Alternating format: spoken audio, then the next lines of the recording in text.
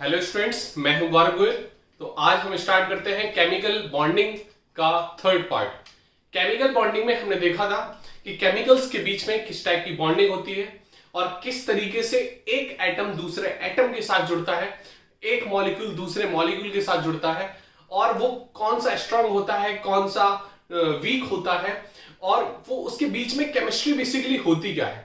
ठीक है, तो वो केमिस्ट्री हमें जाननी थी और केमिस्ट्री के बेसिस पे हमने उसके डिविजन्स किए थे कि एटॉमिक बॉन्ड कितने टाइप्स के होते हैं, मॉलिक्यूलर बॉन्ड कितने कितने टाइप्स के होते हैं और उनके बीच में होता क्या है बेसिकली। फिर हमने चीज जानी थी, उनके कंपाउंड्स के बारे में प्रॉपर्टीज पढ़ी थी। बेसिकली हमने देख लिया था आयनिक कंपाउंड्स क्या होते हैं, फिर कोवलेंट कंपाउंड्स क्या होते हैं। आयनिक कंपाउंड्स में हमने देख लिया था, फिर हमने उसके वो भी बताया था कि किस तरीके से वो क्या क्या चीज उसमें वेरी करेगी, क्या क्या चीज अफेक्ट करेगी। ठीक है, वो सारी चीज हमने देख ली थी। फिर हमने लैटिस एनर्जी के बारे में बताया था। अब लैटिस एनर्जी के बारे में यहां पर थोड़ी सी चर्चा और कर लेते हैं। डेफिनेशन वहां नहीं बताई थी यहां पर, लेकिन लैटिस एनर्जी और एंथैल्पी को हम देख लेते हैं। देखो, एनर्जी और एंथैल्पी में एक डिफरेंस है। अगर लैटिस एनर्जी और लैटिस एंथैल्पी की बात करें तो एनर्जी और एंथैल्पी में एक छोटा सा डिफरेंस है कि एनर्जी अगर कांस्टेंट प्रेशर पे हो, एनर्जी अगर कांस्टेंट प्रेशर पे हो तो उस एनर्जी को हम एंथैल्पी बोल देंगे। अगर एनर्जी कांस्टेंट प्रेशर पे हो तो उस एनर्जी को हम क्या बोल देंगे, एंथैल्पी बोल देंगे। तो यहां पर ये चीज समझनी है। अगर कोई लैटिस एनर्जी है वो कांस्टेंट प्रेशर मतलब 1 एटमॉस्फेरिक पे ही काम कर रही है तो हम उसको एंथैल्पी बोल सकते हैं। तो यहां पर अगर हम देख लें लैटिस एनर्जी और लैटिस एंथैल्पी देख लें तो द लैटिस एनर्जी और enthalpy of an ionic compound is defined as the energy required to completely separate 1 mole of solid ionic compound into its gaseous constituent ions, into its gaseous constituent ions। इसका basically मतलब क्या होता है कि ये जो definition बोल रही है कि कोई लैटिस बना है, कोई जाल बना है हमारा। ठीक है, जैसे हमारा जाल बना है, हमने देख लिया कि इस तरीके से ये हमारी यूनिट सेल है। एक हमने यूनिट सेल ले ली। ठीक है, यूनिट सेल अब हमारा इस तरीके से जाल बना होगा। ठीक है, कई यूनिट सेल जुड़ती जाएंगी इस तरीके से। ठीक है, तो वो हमें चीजें समझनी है यहां पर। ठीक है, वो हमें चीजें समझनी है। ऐसे यहां भी यूनिट सेल जुड़ती जा रही है इस तरीके से। ठीक है, तो वो अगर ये यूनिट सेल हमारी जुड़ती गई, ठीक है, ये यूनिट सेल हमारी जुड़ती गई और इस तरीके से बॉक्स पूरा बन गया और एक पूरा का पूरा जाल एक बना लिया। ठीक है, पूरा का पूरा जाल बना लिया हमने, केवल ये यूनिट सेल को कवर किया। ठीक है, तो ये आप सॉलिड स्टेट में 11th 12th क्लास में पहला चैप्टर है सॉलिड स्टेट, उसमें आप ये सारी चीज बहुत अच्छे से पढ़ेंगे। कितने टाइप की यूनिट सेल्स होती हैं, ठीक है, कितने टाइप के क्रिस्टल्स बनते हैं हमारे आयनिक में। तो अब अगर हमने ये यूनिट सेल लिया इसी तरीके के जुड़ते हैं, जैसे एक हमारी ईंट होती है, तो ईंट का जो आकार होता है वो ईंट जुड़ती जाती है तो उसी टाइप का एक दीवार का आकार बनता है, मतलब दीवार का शेप उसी तरीके उसी पे डिपेंड करता है। तो कोई यूनिट है उसी पर ही डिपेंड करती है पूरा का पूरा क्रिस्टल लैटिस। मतलब क्रिस्टल लैटिस की प्रॉपर्टीज यूनिट सेल बता देगा। ठीक है, unit cell is the smallest unit, smallest part of crystal lattice. ठीक है, दो टाइप के सॉलिड्स होते हैं, क्रिस्टलाइन और एमरफस।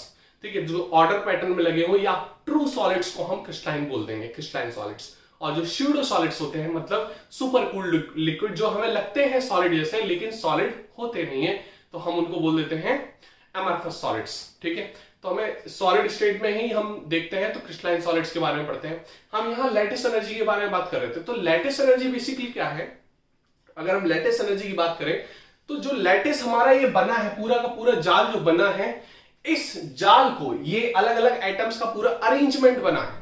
इस एटम को, इस पूरे 1 मोल अगर हमने ये क्रिस्टल लैटिस ले लिया, एक लैटिस ले लिया 1 मोल, और उसको हमने कंप्लीटली ब्रेक कर दिया उसके छोटे छोटे एटम्स में। जो एटम से वो बना है, पूरा बना है, कॉम्पैक्ट हुआ है, उसको हमने बिल्कुल अलग अलग कर दिया। और अलग अलग करने के बाद जितनी, मतलब अलग अलग करने में जितनी एनर्जी हमें लग रही है, that energy at constant pressure is called lattice enthalpy. ठीक है, मतलब क्या बोला है उसने, lattice enthalpy of a ionic compound is defined as the energy required to completely break बोल सकते हो या separate of 1 mole of solid या crystal lattice of ionic compound into its gaseous constituent ion. मतलब अगर हमने NaCl का बनाया पूरा, तो NaCl को हमने कंप्लीटली तोड़ दिया Na+ और Cl नेगेटिव में, कंप्लीटली सारे Na+ Cl नेगेटिव हम कंप्लीटली ब्रोक हो चुके। तो उसमें जितनी एनर्जी लगेगी एट कांस्टेंट प्रेशर पे, that is called lattice enthalpy. Clear हो रही बात की नहीं? समझ में आ रही बात की नहीं? तो अगर हम इसकी बात करें NaCl क्रिस्टल लैटिस की, तो NaCl को तोड़ने में है, NaCl पूरा, अगर ये NaCl का पूरा क्रिस्टल बना है, इसको तोड़ने में 1 मोल में 78 किलो जूल, हम बोल देते हैं 78 किलो जूल, 88 किलो जूल पर मोल, मतलब 1 मोल NaCl क्रिस्टल लैटिस को तोड़ने में 788 किलो जूल एनर्जी हमें लगती है। That is called lattice enthalpy of NaCl। ऐसी अलग अलग होती है लैटिस एंथैल्पी, अलग अलग कंपाउंड्स की, अलग अलग केमिकल्स की, तो वहां पर हम देखेंगे। तो लैटिस एंथैल्पी की डेफिनेशन ये आप लिख सकते हो, और ये एग्जांपल में लिख सकते हो NaCl का। क्लियर? अब हम देखेंगे बॉन्ड पैरामीटर्स, इसको नोट कर लो। तो अब हम देखते हैं कुछ पैरामीटर्स जो हमारे बॉन्ड पैरामीटर्स कहलाते हैं, जो बॉन्ड देखने में या बॉन्ड की चीजें हमें समझने में हेल्प करते हैं, उसको बोलते हैं बॉन्ड पैरामीटर्स। बॉन्ड पैरामीटर्स में हम जो देखेंगे कुछ चीजें, टर्म्स हम समझेंगे, तो उन टर्म्स को हम देखते हैं। जैसे पहला टर्म है हमारा बॉन्ड लेंथ। पहला टर्म क्या है? Bond length. बॉन्ड लेंथ को हम समझ चुके थे कितने टाइप्स की हमारी बॉन्ड लेंथ होती है, ठीक है, प्रीवियस चैप्टर में हम कवर कर चुके थे। वंडरवाल बॉन्ड लेंथ हम देख लिया था, ठीक है, हमने मेटेलिक लेंथ देख ली थी, रेडियस बेसिकली बोलते हैं, तो उसमें लेंथ ही आ जाती है हमारी, ठीक है, वो सारी रेडियस हमने कवर कर ली थी, ठीक है। बॉन्ड लेंथ देखते हैं, बॉन्ड ऑर्डर देखते हैं, बॉन्ड ऑर्डर, ठीक है, बॉन्ड स्ट्रेंथ देख लेंगे, बॉन्ड स्ट्रेंथ देख लेंगे, ठीक है, bond order, bond length, bond strength, ठीक है, बॉन्ड इंथैल्पी भी बोल सकते हो उसको, ठीक है, बॉन्ड इंथैल्पी भी बोल सकते हो अगर इसको बोलना है, बॉन्ड इंथैल्पी भी बोल सकते हो, ठीक है। पोलैरिटी ऑफ बॉन्ड्स हमें देखना है, पोलैरिटी बॉन्ड्स की, पोलैरिटी ऑफ बॉन्ड्स, ठीक है, किस तरफ कौन ज्यादा पोलर होगा, किस पोलर भी होगा कि नहीं होगा, ठीक है। और रेजोनेंस हमें देखना है, बॉन्ड्स के बीच में रेजोनेंस होता है कि नहीं होता है, वो भी हमें देखना है। रेजोनेंस पूरा फिनोमेना हम ऑर्गेनिक में बहुत डिटेल में समझेंगे, लेकिन यहां पर हमें चीजें समझनी है, ये कुछ टर्म्स समझने हैं। तो अगर हम बॉन्ड पैरामीटर्स पे बात करें, सबसे पहले हम बॉन्ड लेंथ को देखते हैं। तो बॉन्ड लेंथ अगर हम समझाते हैं, तो बॉन्ड लेंथ क्या है? अगर दो एटम के बीच में कोई बॉन्ड लेंथ बनी है, कोई बॉन्ड बना हुआ है, ठीक है, तो वो सेंटर से बना होता है। न्यूक्लियस से न्यूक्लियस के बीच की जो डिस्टेंस है, that is called bond length. मतलब दो न्यूक्लियाई के बीच में, न्यूक्लियस को हम प्लूरल में न्यूक्लियाई बोल देंगे, तो दो न्यूक्लियाई के बीच में जो बॉन्डेड न्यूक्लियाई हैं, उनके बीच की डिस्टेंस हमारी क्या कहलाती है? Bond length. अगर यहां पर अगर हम बात करें कोवलेंट की, ठीक है, तो कोवलेंट में ही हम बॉन्ड लेंथ देखते हैं। तो अगर ये C है, ठीक है, ये CC डबल बॉन्ड है और CC ट्रिपल बॉन्ड है, ये हमारे 3 टाइप्स के कोवलेंट बॉन्ड होते हैं। तो अगर हम बात करें यहां पर लेंथ किसकी ज्यादा होगी, ठीक है, अगर हम लेंथ की बात करें तो पहला जो कार्बन कार्बन की जो बॉन्ड लेंथ है, अगर हम यहां पर बात करें तो 1.54, यहां पर 1.44 और यहां पर 1.34, ये वैल्यू आती है, ये वैल्यू आती है 1.54, 1.44 और 1.34। क्लियर हो रही बात की नहीं? इसकी यूनिट की बात करें तो ये यूनिट हमारी किसमें आएगी? एंगस्ट्रॉन में आएगी। किसमें आएगी? एंगस्ट्रॉन में। ये यूनिट हमारी किसकी होगी? एंगस्ट्रॉन में होगी। तो अगर हम यहां पर बॉन्ड लेंथ में देखें, ठीक है, हम सिंपल भी हम देख सकते हैं, जैसे हम HH की बात कर ले, ठीक है, HH की बात कर ले, O डबल बॉन्ड O की बात कर ले और N ट्रिपल बॉन्ड N की बात कर ले, ठीक है। यहां पर हम डिफरेंट की बात कर रहे हैं, यहां पर एक ही एटम के बीच की बात कर रहे हैं, एक ही एटम में किस तरीके से हमारी बॉन्ड लेंथ होगी, तो वो हमने देख लिया 1.54 एंगस्ट्रॉन कार्बन कार्बन के बीच में, इसकी 1.44, इसकी 1.34 एंगस्ट्रॉन। अगर हम यहां पर बात करें हाइड्रोजन हाइड्रोजन के बीच में, ऑक्सीजन ऑक्सीजन के बीच में और नाइट्रोजन नाइट्रोजन के बीच में, तो अगर हम दोनों की देखें तो हाइड्रोजन हाइड्रोजन की बॉन्ड लेंथ है वो ज्यादा होगी, ठीक है, सिंगल है, देन ऑक्सीजन ऑक्सीजन की, देन नाइट्रोजन नाइट्रोजन की बात करें तो इनकी होगी। Clear?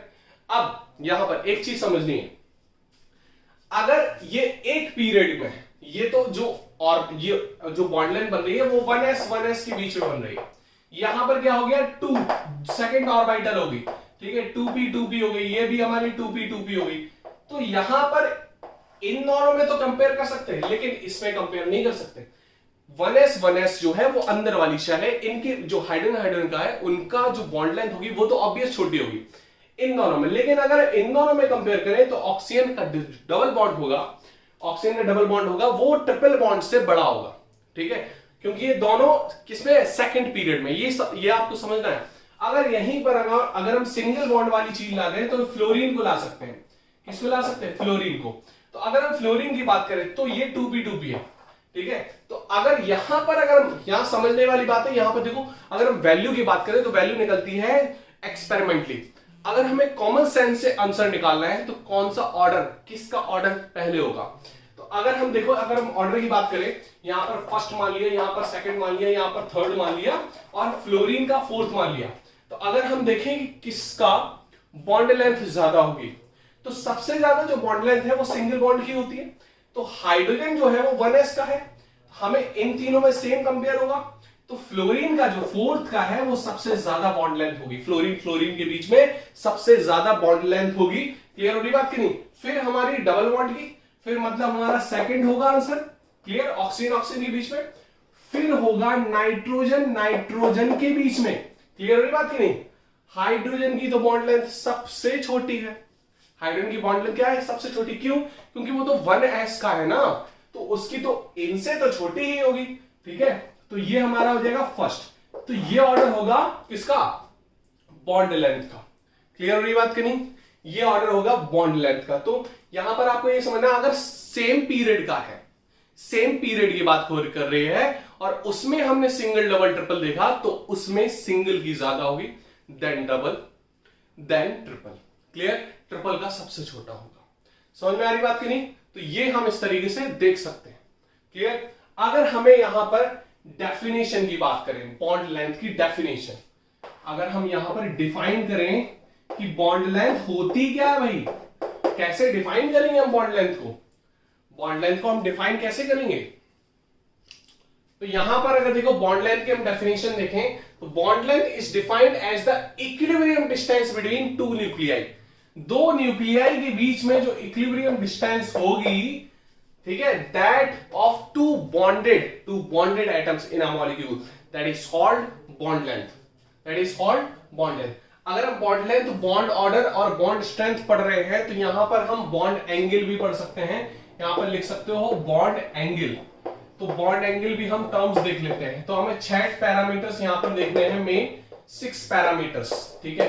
Bond length, bond order, bond strength and bond angle and polarity of bonds and resonance. पहला, दूसरा, तीसरा, चौथा, पांचवा और छठवां, 6 चीजें हम यहां पर कवर करेंगे, ठीक है। क्लियर हो रही बात करी? तो बॉन्ड लेंथ में क्या हो गया? Bond length is defined as the equilibrium distance between the nuclei of two bonded atoms in a molecule. मतलब एक मॉलिक्यूल में दो एटम्स अगर बॉन्डेड हैं तो उनकी इक्विलिब्रियम डिस्टेंस हमारी क्या कहलाएगी? Bond length. क्लियर? तो अब हमने ये क्वेश्चन भी आपको करा दिया कि किस तरीके से हमें देखना है आपको। ये सारी चीजें आप नोट कर सकते हो, इस तरीके से आप क्वेश्चंस निकाल सकते हो बॉन्ड लेंथ के। इसको नोट कर लो, फिर हम देखेंगे बॉन्ड ऑर्डर क्या होता है सबसे पहले, इसके बाद देखेंगे बॉन्ड एंगल बेसिकली क्या होता है। इसको नोट करते हैं। देखो, अगर हम यहां पर देखें कि बॉन्ड एंगल की बात करें तो बॉन्ड एंगल क्या होता है कि दो बॉन्ड के बीच का एंगल है ना, दो बॉन्ड के बीच का एंगल।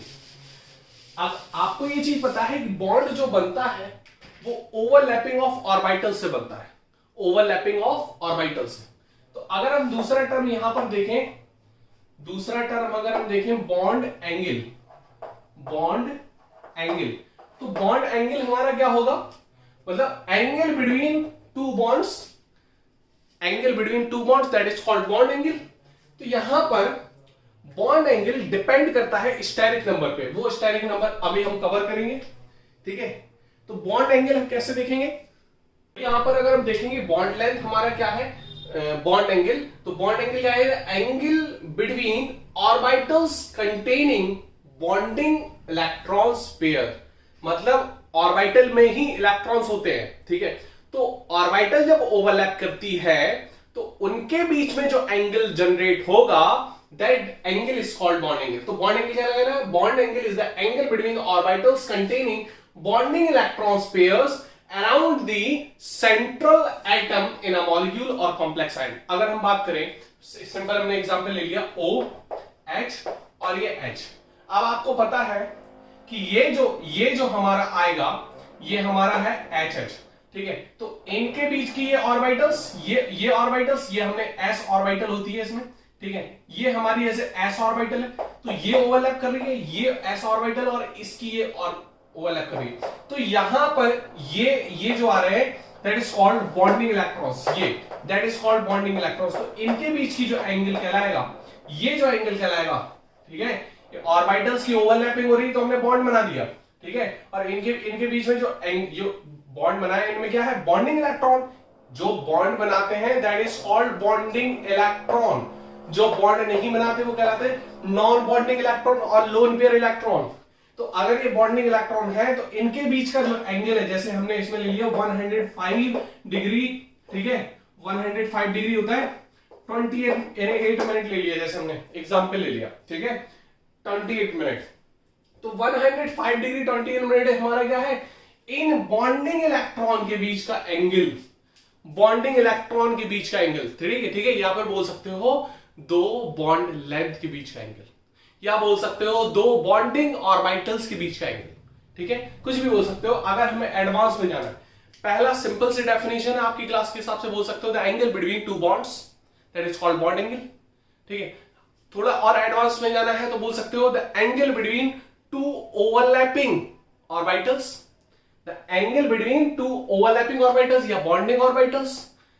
तीसरा जाना हो तो बोल सकते हो the angle between the two bonded electron pairs, the angle between two bonded electron pairs. तो इस तरीके से हम जा सकते हैं। तो यहां पर जो वाटर में दो बॉन्डिंग इलेक्ट्रॉन्स के बीच का या दो बॉन्ड लेंथ के बीच का जो एंगल होगा that is called bond angle. Clear? अगर हम सिंपल बात करें, देखो बॉन्ड एंगल कैसे जनरेट करते हैं, बॉन्ड एंगल यही क्यों होता है, ठीक है। अगर हम बात करें यहां पर, ये तो सिंपल होना चाहिए इस तरीके से। तो आपको पता है यहां पर जो ऑक्सीजन में दो लोन पेयर होते हैं, तो ये जो लोन पेयर ही इसको रिपेल करेगा, ठीक है। इस तरीके से ये चीज आ जाती है, वो अभी हम बताएंगे वेस्पर थ्योरी में, VSEPR थ्योरी। तो इसलिए ये रिपल्शन की वजह से यहां पर जो एंगल है वो 105 डिग्री 28 मिनट हम ले लेते हैं, ठीक है, अप्रॉक्स 28 मिनट, ठीक है। तो 105 डिग्री हम एक्यूरेट लेते हैं लगभग, ठीक है। अगर हम यहां पर बात करें, ये वी शेप हमारा हो जाएगा, है ना, वी ऐसा बन रहा है, वी शेप, है ना। अगर हम बात करें CH4 के बीच का एंगल, ठीक है, यहां पर, ठीक है, इस तरीके से हम बात करें तो चार बॉन्ड है हमारे, ठीक है। सेंट्रल एटम से 4 बॉन्ड है मैक्सिमम। ये 3D में है, 3D में जो एंगल बनेगा, अगर हम 2D की बात करते हैं तो मैक्सिमम जो एंगल है 4 बॉन्ड का वो बनता है 90। 2D की बात करें है 90 360 में कवर हो जाता है। लेकिन हम 3D की बात कर रहे हैं यहां पर, तो 3D में अगर मॉलिक्यूल है हमारा, तो ये जो मैक्सिमम एंगल बना रहा है 3D में that is 109.28 minute, 109 degree 28 minute ले लेते हैं इसको। क्लियर हो रही बात की नहीं? That is called tetrahedral structure. ये टेट्राहेड्रल स्ट्रक्चर कहलाएगा। यहीं पर अगर हम बात करें, ठीक है, यहीं पर अगर हम बात करें अमोनिया की बात करें, अमोनिया की इस तरीके से यहां पर लोन पेयर आ जाता है एक्चुअली में इसका। अब देखो यहां पर सारी चीज एक एक चीज क्लियर होगी, बस ध्यान से चीजें देखते आओ। इनके बीच का एंगल बात करें तो कितना होता है 107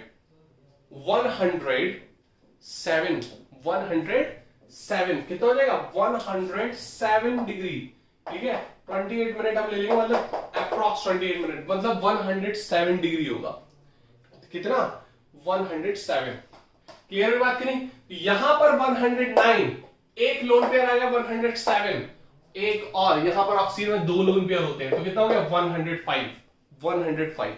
यहां पर इस तरीके से चीजें बदलती है। ये हमारा टेट्राहेड्रल, ये हमारा ट्राइगोनल पिरामिडल, इसको हम बताएंगे, स्ट्रक्चर को बहुत डिटेल में बताएंगे। तो अब एक और बॉन्ड हट गया, ये वी शेप। क्लियर? इसको नोट कर सकते हो। तो बॉन्ड एंगल इस तरीके से हमारा डिफाइन होगा। ये डेफिनेशन नोट कर सकते हो। तो ये 3 एग्जांपल नोट कर सकते हो। कौन कौन से? मीथेन का, ये मीथेन, ये अमोनिया का कर सकते हो, और यहां पर ये वाटर का कर सकते हो। क्लियर? नोट कर लो। यहां पर हम थर्ड टर्म समझते हैं, दैट इज बॉन्ड ऑर्डर। देखो, बॉन्ड ऑर्डर हमें निकालना क्या है, बेसिकली समझना क्या है, बॉन्ड ऑर्डर का मतलब क्या है। बॉन्ड ऑर्डर का मतलब बोल सकते हो कितने बॉन्ड हैं, 1 है, 2 है, 3 है। बॉन्ड ऑर्डर फ्रैक्शन में भी निकलता है। बॉन्ड ऑर्डर 0 हो गया मतलब 2 एटम के बीच में कोई बॉन्ड नहीं है। बॉन्ड ऑर्डर अगर 1 है मतलब सिंगल बॉन्ड है। बॉन्ड ऑर्डर 2 है मतलब डबल बॉन्ड है। बॉन्ड ऑर्डर 3 मतलब ट्रिपल बॉन्ड है। बॉन्ड ऑर्डर अगर 1.5 आ रहा मतलब 1 और 2 के बीच का जो बॉन्ड बनता है, उनके बीच का बॉन्ड बन रहा है, तो मतलब उनके बीच का बॉन्ड आता है रेजोनेंस से। तो वो हम देखेंगे बॉन्ड ऑर्डर उसमें। ठीक है, अब देखो बॉन्ड ऑर्डर को हम समझेंगे कैसे। In the Lewis description of covalent bonds, the bond order is given by the number of bonds between the two atoms in a molecule। मतलब एक मॉलिक्यूल के बीच में, दो एटम्स के बीच में, दो एटम्स के बीच में एक मॉलिक्यूल में कितने नंबर ऑफ बॉन्ड्स बनते हैं, that is called bond order. That is called bond order. अगर हम बात करें हीलियम हीलियम के बीच में, देयर इज 0 बॉन्ड ऑर्डर। इधर भी बात करें तो that is there is 0 bond order. यहां पे बॉन्ड ऑर्डर क्या होगा? 0। मतलब जितनी भी हमारी नोबल गैसेस होती हैं, helium, neon, argon, krypton, xenon, हो जाता है बॉन्ड ऑर्डर। जेनॉन का होता है बॉन्ड ऑर्डर। लेकिन रेडॉन रेडियो एक्टिव है, उनका कोई बॉन्ड ऑर्डर नहीं होगा, बॉन्ड ही नहीं बनाते, वो रेडियो एक्टिव मेटल्स है। ठीक है, और रेडियो एक्टिव चीज मैं कई बार समझा चुका हूं। रेडियो एक्टिव वो एलिमेंट्स होते हैं जिनका न्यूक्लियस काफी हैवी होता है, जिनका जो न्यूक्लियस हैवी होता है तो वो न्यूक्लियर फिजन कर जाते हैं, न्यूक्लियस टूट जाता है और उससे रेडियो एक्टिव रेस निकलती हैं, अल्फा, बीटा, गामा, डेल्टा। उसको हम बोलते हैं रेडियो एक्टिव एलिमेंट्स या रेडियो एक्टिव मेटल्स। क्लियर? तो बॉन्ड ऑर्डर हमने समझ लिया कि बॉन्ड ऑर्डर क्या है। अगर हम आपको एक ट्रिक बताएं, यहां पर हम ट्रिक, वैसे तो बॉन्ड ऑर्डर हम निकालते हैं मॉलिक्यूलर ऑर्बिटल थ्योरी से, वहां से क्लियर कट बहुत अच्छे से समझ में आ जाता है हम बॉन्ड ऑर्डर कैसे निकालें। लेकिन यहां पर हम ट्रिक बता सकते हैं आपको कुछ, तो उसके बेसिस पे हम निकाल सकते हैं बॉन्ड ऑर्डर।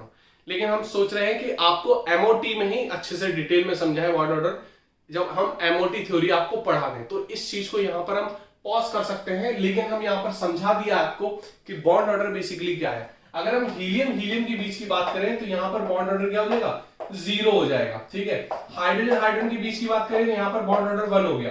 नाइट्रोजन नाइट्रोजन के बीच की बात करें, यहां पर बॉन्ड ऑर्डर कितना हो गया? 3। अगर हम ऑक्सीजन ऑक्सीजन के बीच की बात करें तो यहां पर बॉन्ड ऑर्डर हो गया 2। तो इस तरीके से तो हम देख सकते हैं, लेकिन हमें कैलकुलेट कैसे करना है बॉन्ड ऑर्डर, वो हम देखेंगे एमओटी में। यहां मॉलिक्यूलर ऑर्बिटल थ्योरी आपको पढ़ाएंगे, तो इसको आप नोट कर सकते हो अभी, फिर हम देखेंगे यहां पर बॉन्ड स्ट्रेंथ। यहाँ पे नेक्स्ट टर्म हम समझेंगे bond enthalpy. Bond enthalpy basically बोल सकते हो कि एक बॉन्ड को तोड़ने में कितनी एनर्जी लगेगी, that is called bond enthalpy. या फिर हम ये भी बोल सकते हैं कि अगर कोई बॉन्ड बना तो बॉन्ड बनने के बाद एनर्जी रिलीज होती है, that energy is called bond enthalpy. Same चीज हम जैसे लैटिस एंथैल्पी में बात कर रहे थे कि किसी लैटिस को कंप्लीटली आयोनाइज करने के लिए तोड़ने में जितनी एनर्जी लगेगी, that is called lattice enthalpy. या फिर इसका जस्ट अपोजिट भी बोल सकते हैं कि कोई लैटिस का फॉर्मेशन हुआ, वो लैटिस का फॉर्मेशन होने के बाद जितनी एनर्जी रिलीज हुई, that is called lattice enthalpy, ये भी बोल सकते हैं। तो इसी तरीके से हम बॉन्ड एंथैल्पी में बोल सकते हैं कि कोई बॉन्ड हमारा बना दो एटम के बीच में, जितनी एनर्जी रिलीज हुई, that is called bond enthalpy. और या फिर उस बॉन्ड को तोड़ने में जितनी एनर्जी लगेगी, that is called bond enthalpy. यहां पर अगर हम बात करें एक मोल बॉन्ड की, ठीक है, तो वो चीज हो जाएगी मोलर बॉन्ड एंथैल्पी। यहां पर देखो बॉन्ड एंथैल्पी हम समझेंगे, it is defined as the amount of energy required to break 1 mole of bond of particular type between 2 atoms in a gaseous state. हम गैसियस स्टेट में बात करेंगे, क्योंकि लिक्विड स्टेट और सॉलिड स्टेट में जो मॉलिक्यूल्स हैं वो होते हैं पास पास। तो अगर हम एनर्जी लगाएंगे ब्रेक तोड़ने में, तो एनर्जी डिस्ट्रीब्यूट भी हो जाएगी, अदर भी मॉलिक्यूल्स में जा सकती है। इसीलिए हम उसको सबसे पहले अलग करेंगे, आइसोलेट करेंगे गैसियस एटम में, जो गैसियस होते हैं गैसियस स्टेट में वो अलग अलग होते हैं, एक मॉलिक्यूल में दो मॉलिक्यूल के बीच में डिस्टेंस काफी ज्यादा होती है, तो उस वजह से एनर्जी हम पर्टिकुलर दे सकते हैं किसी मॉलिक्यूल में। तो यहां पर हम इस तरीके से बोल सकते हैं। अगर हम बॉन्ड एंथैल्पी की बात करें तो अगर हम देखें यहां पर H2, तो H के बीच में, H और H के बीच में ये बॉन्ड तोड़ने में कितनी एनर्जी लगेगी? एक मोल बॉन्ड तोड़ने में हाइड्रोजन का 435.8 किलोजूल पर मोल। मतलब हाइड्रोजन मॉलिक्यूल को, हाइड्रोजन एटम्स को अलग अलग करना है H2 मॉलिक्यूल से, तो उसमें एनर्जी लगेगी 435.8 किलोजूल पर मोल। अगर यहीं पर हम बात करें ऑक्सीजन के बीच में, तो ऑक्सीजन के बीच में यहां पर क्या है? Double bond. ऑक्सीजन के बीच में यहां पर क्या है? Double bond. डबल बॉन्ड है तो यहां पर जो एनर्जी है वो ऑब्वियस हाइड्रोजन से तो ज्यादा होगी, तो कितनी होगी? 498 किलोजूल पर मोल। 498 किलोजूल पर मोल। क्लियर हो रही बात की नहीं? तो यहां पर एक चीज समझनी है। अगर यहां पर हम ट्रिपल बॉन्ड की बात कर लें तो N ट्रिपल बॉन्ड N, यहां पर क्या होगा? 3 बॉन्ड, तो ऑब्वियस इसकी ज्यादा होगी। नाइट्रोजन के बीच की ट्रिपल बॉन्ड की कितनी होगी? यहां पे होगी 946 किलोजूल पर मोल। अप्रॉक्स 946 किलोजूल पर मोल में हम ले लेंगे। क्लियर हो रही बात की नहीं? तो ये एग्जांपल आप नोट कर सकते हो। क्लियर? अब अगर हमने बात कर ली HCl के बीच में, किसके? HCl के बीच में, तो यहां पर ये बॉन्ड जो हो गया वो पोलर बॉन्ड हो गया। कौन सा बॉन्ड हो गया? पोलर, मतलब अलग अलग एटम के बीच में। तो यहां पर अगर हमें बॉन्ड तोड़ना है HCl के बीच, ये भी स्ट्रांग होता है, ठीक है, तो यहां पर जो एनर्जी होगी वो होगी 431 किलोजूल पर मोल। तो ये आप नोट कर सकते हो एग्जांपल सारे। पहला एग्जांपल, दूसरा एग्जांपल, तीसरा एग्जांपल और चौथा एग्जांपल। क्लियर? तो हमारे कौन कौन से टर्म्स हो गए? बॉन्ड लेंथ हो गया, बॉन्ड ऑर्डर हो गया, बॉन्ड स्ट्रेंथ या बॉन्ड एनर्जी बोल सकते हो, या बॉन्ड एंथैल्पी बोल सकते हो, ये हो गया, और बॉन्ड एंगल। अब अगर हम आपसे बात करें कि बॉन्ड स्ट्रेंथ किसकी ज्यादा होगी, सिंगल की, डबल की या ट्रिपल की, तो अगर हम यहां पर देखें सिंगल, डबल और ट्रिपल, तो बॉन्ड लेंथ हमने देख ली थी। अगर हम कार्बन कार्बन के बीच की बात कर रहे हैं तो ये 1.54 एंगस्ट्रॉन, ये 1.44 एंगस्ट्रॉन, यहां पर 1.34 एंगस्ट्रॉन, यही तो था हमारा ऑर्डर। अगर यहां पर हम इस तरीके से देखते हैं तो इन तीनों में अगर हमने एग्जाम्पल हम ले सकते हैं, एक सिंगल डंडी ले ली हमने, सिंगल स्टिक, ठीक है, हमने डबल स्टिक ले ली और ट्रिपल स्टिक ले ली, तो सिंगल स्टिक जल्दी टूट जाएगी या डबल या ट्रिपल? सिंगल जल्दी टूट जाएगी, क्योंकि इसमें एनर्जी हमें कम लगानी पड़ेगी। डबल में एनर्जी ज्यादा लगती है और ट्रिपल में और ज्यादा लगती है। तो अगर हम स्ट्रॉन्ग की बात करें, बॉन्ड स्ट्रेंथ की बात करें, तो ट्रिपल बॉन्ड में बॉन्ड स्ट्रेंथ ज्यादा होती है देन डबल देन सिंगल। ठीक है, इस तरीके से हम देख सकते हैं। आप नोट कर लो, हमारा बचा है 2 point, polarity of bonds and resonance. इसको नोट कर लो। अब हम यहां पर देखते हैं polarity of bonds. Polarity of bonds को हम टारगेट करते हैं। पोलैरिटी का मतलब हम बार बार कई बार समझा चुके हैं, ठीक है। पोलैरिटी बेसिकली आती क्यों है? Polarity of bonds. ये बात बिल्कुल सच है कि पोलर होने से बॉन्ड स्ट्रेंथ या बॉन्ड जो है वो स्ट्रांग हो जाता है अगर पोलर है तो। अब पोलैरिटी आई कैसे?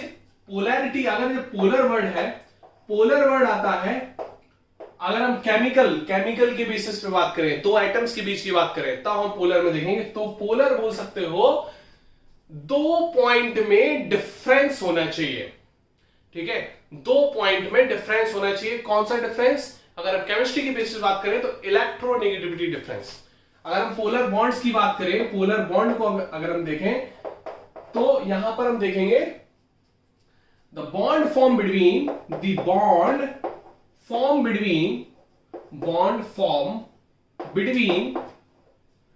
two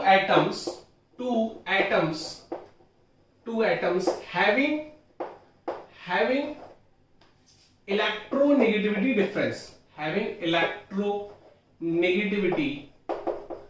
difference, clear? मतलब इलेक्ट्रोनेगेटिविटी में डिफरेंस हो दो एटम्स के बीच में, that bond is called polar bonds. और जिसमें इलेक्ट्रोनेगेटिविटी डिफरेंस नहीं होगा, that is called non polar bond. That is called non polar bond. अगर हम नॉन पोलर बॉन्ड की बात करें तो नॉन पोलर बॉन्ड में क्या हो जाएगा, the bond form between two atoms in which no electronegativity difference found, मतलब या जीरो इलेक्ट्रोनेगेटिविटी डिफरेंस भी बोल सकते हो। तो अगर हमने ये आपको बताया था इलेक्ट्रोनेगेटिविटी की सीरीज, फोन कल बुरा आया साईं चालाक है, क्लियर, तो ये हमारा डिक्रीजिंग ऑर्डर में था।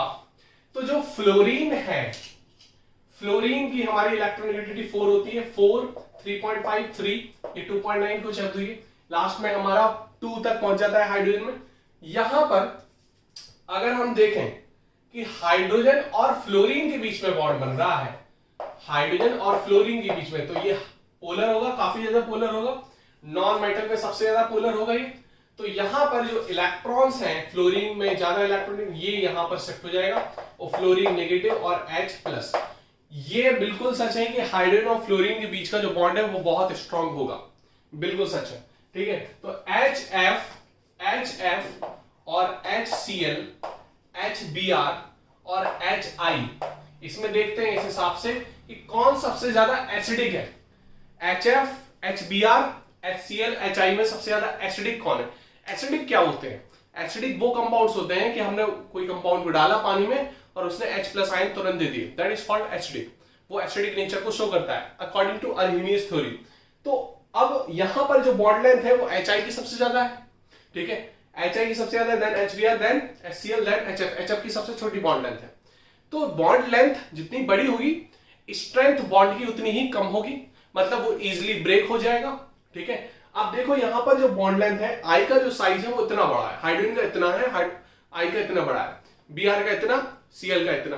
तो अगर हम बड़े साइज की किसी छोटे साइज के साथ बॉन्डिंग करा दें तो वहां पर बॉन्डिंग स्टेबलाइज नहीं होती है, वो मॉलिक्यूल स्टेबल फॉर्म नहीं करता है, तो यहां पर ये इजीली ब्रेक हो जाएगा। तो HI is more acidic than HBr, then HCl, then HF। HF हमारा इसमें सबसे कम एसिडिक होगा हैलोजन एसिड्स में, क्लियर।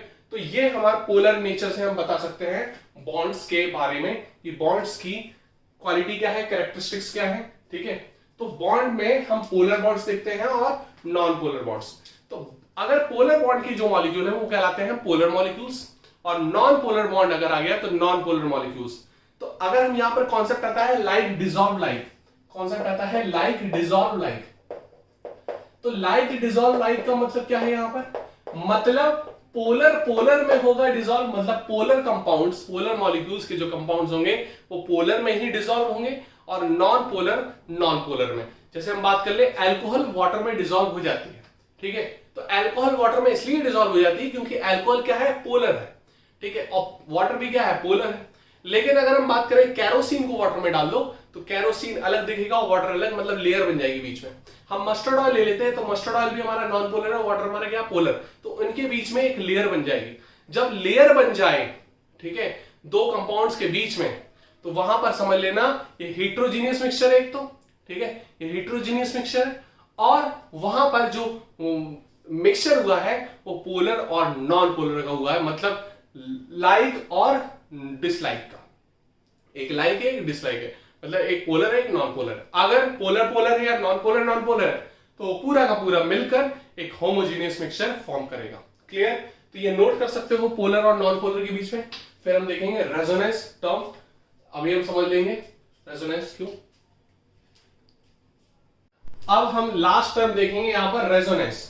देखो रेजोनेंस का मतलब होता है एक ऐसा सिस्टम जो कि डायनेमिक कंडीशन में हो, ठीक है।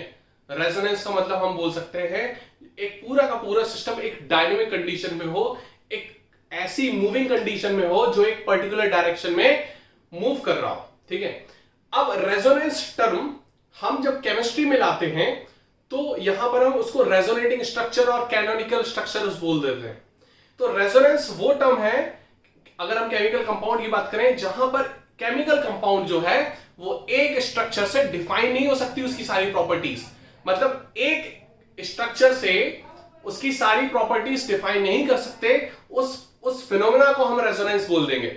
ठीक है। तो रेजोनेंस देखो समझ लो, according to the concept of resonance, whenever a single Lewis structures can not describe a molecule accurately, a number of structures with similar energy positions of nuclei, bonding and non-bonding pairs of electron are taken as canonical structures, canonical resonating structures को बोल देंगे, और hybrid structures भी बोल सकते हैं। Hybrid एक क्या है कि डिफरेंट टाइप के स्ट्रक्चर्स बने अलग अलग, ठीक है, उनको कंबाइन कर दिया, that is called hybrid, that is called hybrid. Example देख सकते हैं यहाँ पर, जैसे ये हमारी बेंजीन है, ठीक है, तो ये इस तरीके से, ठीक है, इस तरीके से ये मूव कर रहा है, और ये जो डबल बॉन्ड है यहां मूव करेगा, ये यहां मूव करेगा, और ये यहां मूव करेगा। तो बन क्या जाएगा, बेसिकली बन क्या जाएगा, ये यहां बन गया, ये यहां बन गया, और ये यहां बन गया, ठीक है। तो इन दोनों के बीच में एक जो कंटिन्यूटी आ जाएगी, कौन सी, ये, that is called hybrid, that is called hybrid. मतलब ये अलग अलग क्या है, कैनोनिकल स्ट्रक्चर्स और रेजोनेटिंग स्ट्रक्चर्स मूव कर रहे हैं, ये इधर हो गया, ये इधर डबल बॉन्ड शिफ्टिंग हो गई, और जब पूरा का पूरा एक सिमिलर बन जाएगा, that is called hybrid structure. तो ये यहीं पर ये जो वर्ड आया है, that is hybrid, hybrid which describe a molecule accurately, जो कि मॉलिक्यूल को एक्यूरेटली डिस्क्राइब करेगा। मतलब सारे कैनोनिकल स्ट्रक्चर्स और सारे रेजोनेटिंग स्ट्रक्चर्स को जब हम मर्ज कर देंगे, एक स्ट्रक्चर बनेगा, दैट इज कॉल्ड, वो डायनामिक पोजीशन को बताएगा, that is called hybrid structure. Clear. तो इस तरीके से हम रेजोनेंस को बताते हैं, और रेजोनेंस जो टर्म है वो पूरा का पूरा जीओसी में हम पढ़ेंगे, जनरल ऑर्गेनिक केमिस्ट्री में सेकंड पार्ट में, तो वो ऑर्गेनिक का पोर्शन है सेक्शन, ठीक है। तो इसमें बेसिकली क्या है, हमें यहां पर बॉन्ड के पैरामीटर्स के बेसिस पे बात कर रहे थे, तो बॉन्ड पे किस तरीके से इफेक्ट डालेगा, यहां पर इस तरीके से इफेक्ट डालेगा कि ये जो मूव कर रहा है, पहले तो देखो सिंगल है, ये डबल है, ठीक है, तो जब मूव कर रहा है तो इसके बीच की, सिंगल और डबल के बीच की यहां पर बॉन्ड लेंथ जनरेट होगी, ये इफेक्ट डालता है बॉन्ड पैरामीटर्स में। तो इसीलिए हम इसको रेजोनेंस को यहां पर पढ़ते हैं। क्लियर। तो समझ चुके हो, according to the concept of resonance, whenever a single Lewis structures can not describe a molecule accurately, a number of structures, a number यहां पे of structures with similar energy positions of nuclei of bonding and non bonding pairs of electrons are taken as canonical structures or hybrid which describe molecule accurately, जिस molecule को हम accurately describe करते हैं। Clear. So note कर सकते हो, और आज सारी चीज क्लियर होगी। हम नेक्स्ट टॉपिक में पढ़ेंगे VSEPR theory, VSEPR theory. Bye bye.